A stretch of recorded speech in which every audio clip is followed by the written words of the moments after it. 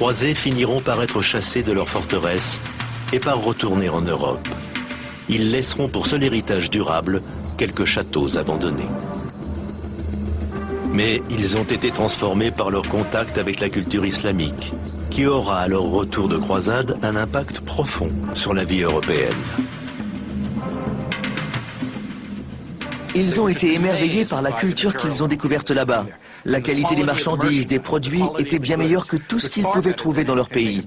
Ils en ont ramené dans leur bagage. Ils sont revenus par exemple avec le goût de la cuisine très épicée. Ils ont importé du poivre, de la cannelle et d'autres épices d'Orient parce que leur papille avait été stimulée par des goûts différents. On sait aussi qu'ils avaient découvert au Moyen-Orient le plaisir de l'usage du savon, une habitude qui a fini par gagner les Européens. Après les croisades, un grand nombre d'Européens étaient bien plus ouverts à tout ce qui se passait en Orient et dans le reste du monde. Ils ne pouvaient tout simplement plus se comporter en insulaires comme ils l'avaient fait jusque-là. Beaucoup de gens se disaient « Qu'est-ce qu'il y a là-bas? Allons explorer cette région, partons voir tel ou tel endroit. » Et les intellectuels pensaient « Voyons ce que les gens écrivent, apprenons les langues étrangères. » C'est à cette époque qu'on a commencé à apprendre l'arabe en Occident. Quand la barrière de la langue commence à tomber, les idées nées dans les grandes villes musulmanes s'introduisent en Europe. Des idées qui changeront à tout jamais la pensée occidentale. Le grand théologien italien saint Thomas d'Aquin se sert des écrits du philosophe musulman Averroès pour justifier la séparation entre la foi et la raison. Un idéal musulman à la base de tout questionnement scientifique et à l'origine de la Renaissance en Europe. Averroès en personne apparaît d'ailleurs dans la grande fresque classique de Raphaël, l'école d'Athènes. Aux côtés de Platon et d'Aristote, il est le rappel vivant de ce que le monde entier doit à l'islam.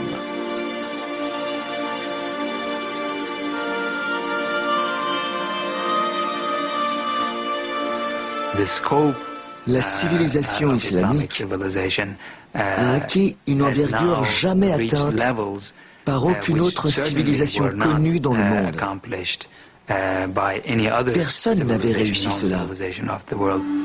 Elle a vraiment réuni les régions de la planète d'une manière jamais observée auparavant. Mais cet âge d'or ne durera pas.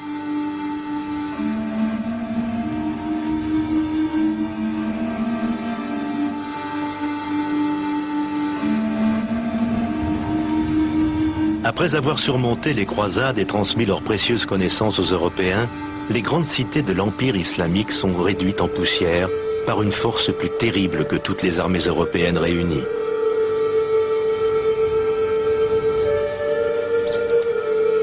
Les bibliothèques sont détruites, les richesses pillées. Les villes abandonnées restent muettes après avoir subi des ravages en provenance non pas de l'Ouest, mais de l'Est. C'est le désastre mongol.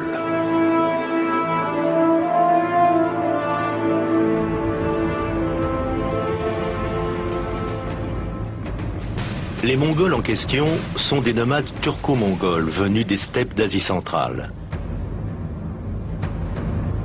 Au XIIIe siècle, ils ont saccagé une bonne partie de l'Eurasie, entre l'Ukraine et la Chine. Il leur faudra peu de temps avant d'atteindre la Perse musulmane.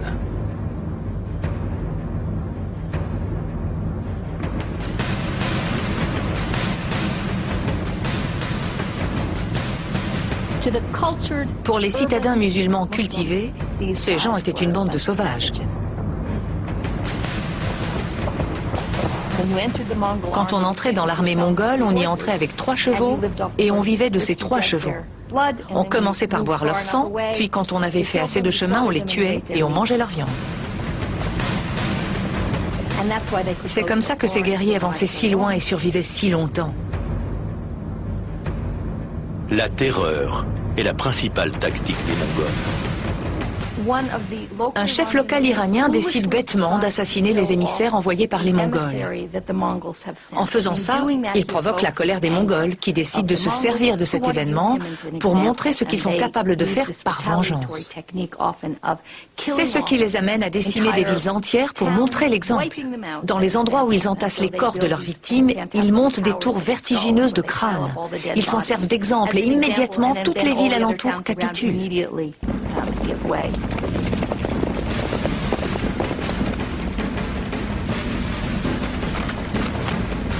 Les villes tombent les unes après les autres. Les Mongols vont bientôt rejoindre le cœur de la puissance islamique.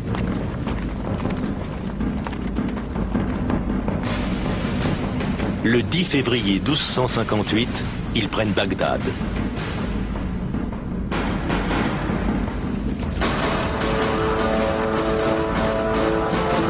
Selon les chroniqueurs arabes de l'époque, les Mongols mettent Bagdad à feu et à sang et tuent 10 000 habitants. Les mosquées et les bibliothèques, le savoir amassé depuis des siècles, tout part en flammes.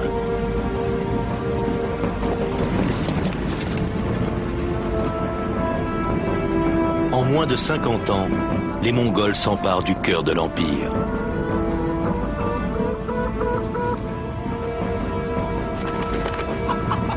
La civilisation islamique semble alors condamnée, sur le point de disparaître. Mais un extraordinaire retournement de situation a lieu. Si tout le monde s'accorde à dire que les Mongols avaient une armée dévastatrice, je pense personnellement qu'ils ont tout de même eu un effet positif sur l'Asie de l'Ouest et le monde islamique. Ils ont grandement ouvert ce monde.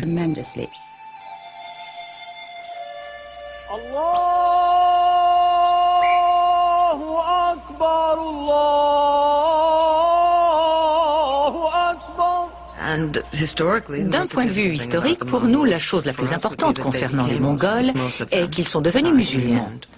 La plupart a fini par se convertir à l'islam. Et après avoir été ces guerriers extrêmement dévastateurs, ils sont entrés parmi les plus grands défenseurs des arts et des lettres de toute l'histoire islamique.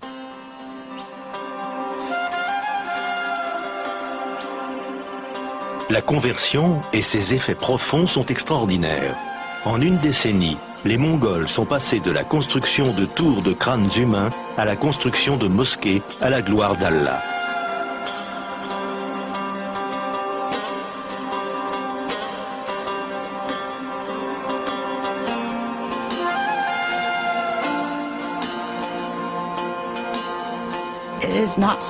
Ce n'est pas surprenant pour moi que la terre ait conquis ses conquérants. Les Mongols sont devenus des musulmans ou des chefs islamiques par excellence. Les Mongols transforment l'islam. Désormais, les Arabes qui ont créé la puissance islamique ne sont pas les seuls à pouvoir la diriger. Les Mongols ont ouvert la voie au canon d'un autre grand empire. L'Empire ottoman.